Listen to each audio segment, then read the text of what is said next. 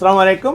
আপনাদের সকলকে ধন্যবাদ যে আপনারা এতক্ষণ রোগীর সাথে ছিলেন। এতক্ষণ না, অর্থাৎ রোগীর রোগ শনাক্তকরণ থেকে শুরু করে অপারেশন এবং অপারেশনের পরবর্তী যে পোস্ট অপারেটিভ কাউন্সিলিং, সেখানেও আপনারা সকলেই উপস্থিত হয়েছেন। এজন্য আপনাদের অসংখ্য ধন্যবাদ। বিশেষ করে আজকে রমজান মাস, অনেকে এর ভিতরে সবাই প্রায় রোজা রেখে এই ধরনের পরিশ্রমের সাথে যুক্ত থাকা অত্যন্ত কষ্টসাধ্য একটা ব্যাপার, তারপরেও থাকতে হয়, তাই না? ঠিক আছে, আমরা তাহলে এক এক করে দেখাইতে থাকি। তোফাজ্জল হোসেন, যার পেটে ব্যথা ছিল এবং ডায়াবেটিস এবং হাই ব্লাড প্রেশার। আমরা প্রথমেই ওনার পিত্তথলিটা একটু ওপেন করে দেখবো যে কি ওনার পিত্তথলিতে ছিল। তার আগে বলে নেই, যদি বা যে কোনো মানুষের যদি একটা সুস্থ পিত্তথলি কেটে আনা হয়, তার ভিতরে কি থাকবে? শুধুমাত্র হলুদ রঙের পানি বা রস, পিত্তরস, অন্য কিছুই থাকবে না।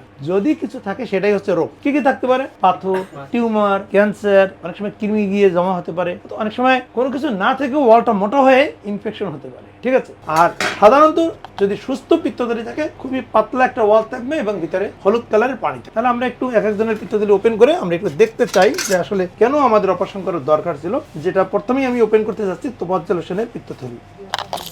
এই যে দেখছেন কি বের হচ্ছে? পিত্তরস বের হচ্ছে, তাই না? এটাই কিন্তু স্বাভাবিক। তাহলে আমরা কেন অপারেশন করলাম আমরা তাহলে আরো দেখতে পারবো।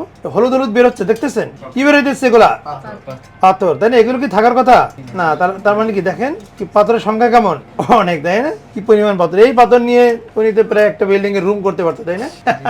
খুবই চমৎকার অপারেশন হয়েছে তোফাজ্জল হোসেনের। 6 ঘন্টা পরে উনি বাসায় চলে যেতে পারবেন। এবার আমরা দেখাই সালমা পেশেন্টের। আমরা একটা কথা প্রায় বলে থাকি যে পিত্তথলিতে পাথরের সাইজ বা সংখ্যা এটি কোনো বিষয়ই নয়। এটি কোনো বিষয় নয়। বিষয় তাহলে কি? পাথর দিয়ে তার উপসর্গ হলো কি? উপসর্গ কি? যেটা আপনারা এতক্ষণ বললেন, পেটের মাঝ বরাবর বা ডান দিকে হালকা ব্যথা, বিশেষ করে তৈলাক্ত খাবার খাওয়ার পরে যদি ব্যথাটা বেশি বাড়ে, অনেক সময় ব্যথাটা কাঁধের দিকে যায়, অনেক সময় একটু ভারী খাবার খাওয়ার পরে অ্যাসিডিটির মাত্রা যদি বেড়ে যায়, হ্যাঁ, পেট ফাঁপা অনুভূত হয়, বাট এই অবস্থায় যদি গ্যাস্ট্রিক ওষুধ খাওয়ার পরেও যদি গ্যাস্ট্রিকের সমস্যা না কমে, তখনই বুঝতে হবে হয়তো বা তার পিত্তথলিতে পাথর আছে। এবার আমরা সালমা আক্তারের পিত্তথলিটা ওপেন করবো। তাহলে আপনারা দেখলেন তোফাজ্জল সাহেবের পিত্তথলিতে কি পরিমাণ পাথর আছে, তারও পেটে ব্যথা ছিল। এবার আমরা সালমা আক্তারের পিত্তথলিটা একটু ওপেন করে দেখবো যে ওনার এরও পিত্তরস বের হচ্ছে, তাই না? তাহলে অনেক পাথর থাকার কথা নাকি? না, কয়টা স্টোন? তাহলে কি বুঝলেন? ওখানে আগের পেশেন্টের কয়েক হাজার পাথর, তারও সমস্যা কি? পেটে ব্যথা। আর এই রোগীর মাত্র একটা ব্যথা, তারও উপসর্গ কি?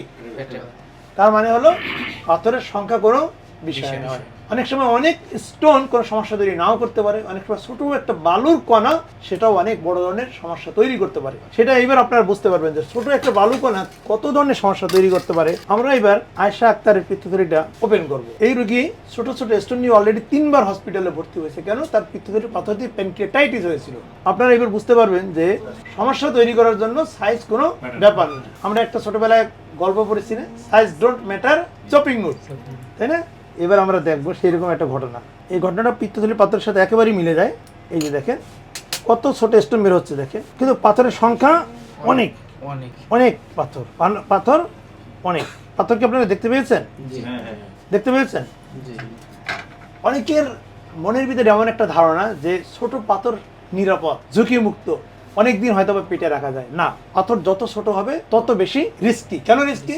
পিত্তথলির সাথে পিত্তনালীর একটা সম্পর্ক আছে। ছোট পাথর ইজিলি থলি থেকে নালীতে চলে যেতে পারে এবং নালীতে যখনই যাবে তখন সে পিত্তনালীকে বন্ধ করে জন্ডিস তৈরি করতে পারে এবং আরো নিচে নেমে গিয়ে প্যানক্রিয়াটাইটিস করতে পারে। একটা গবেষণায় বলা হয়েছে পিত্তথলির পাথরের যত ধরনের জটিলতা হয়, সবচেয়ে খারাপ জটিলতা হচ্ছে প্যানক্রিয়াটাইটিস। এবং প্যানক্রিয়াটাইটিস হওয়ার জন্য কি কি দরকার? স্টোনের সাইজগুলো হবে 5 মিলিমিটারের কম, অর্থাৎ খুবই ছোট।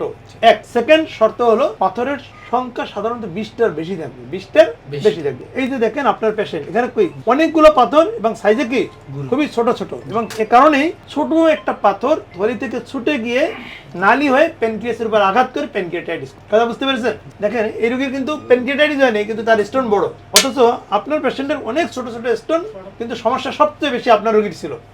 3 বার হসপিটালে ভর্তি হয়েছে, প্যানক্রিয়াটাইটিস হয়েছে, 3টে বড় বড় হসপিটালে ভর্তি হয়েছে।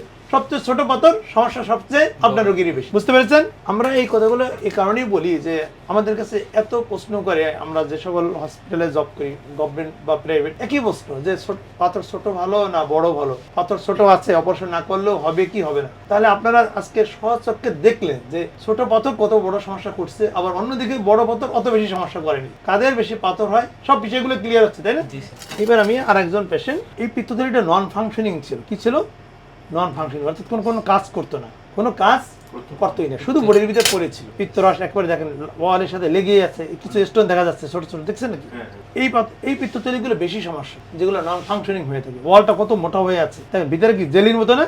তার মানে আমরা অনেক কিছু আপনাদেরকে শেখাতে চেষ্টা করলাম বা বোঝানোর চেষ্টা করলাম যে দেখেন পাথরের সাইজ কোনো ব্যাপার না, ছোট পাথর অনেক সময় অনেক বড় সমস্যা করতে পারে। সাধারণত এটা মহিলাদের বেশি হয়, ইয়াং ফিমেলদের বেশি হয়, বিশেষ করে যখন এদের বয়স 20 থেকে 35 এই বয়সে বেশি হয়। ঠিক আছে, আরো বিশেষ করে যখন তারা মা হতে চলছেন বা মা হতে যান, প্রেগনেন্সি কন্ডিশন, সে অবস্থায় পাথর হওয়ার সম্ভাবনা বেশি।